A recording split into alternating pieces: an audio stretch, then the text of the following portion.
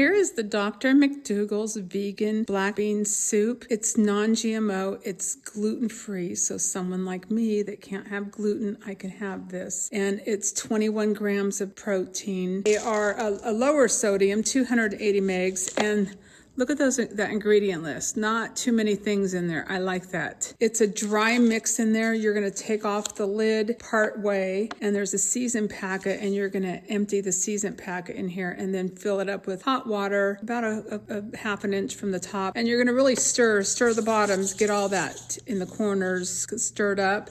And then if we're at home, I like to add other things like avocado, onions, bell peppers, green onions, cilantro. I've even put it like a salad on top of it.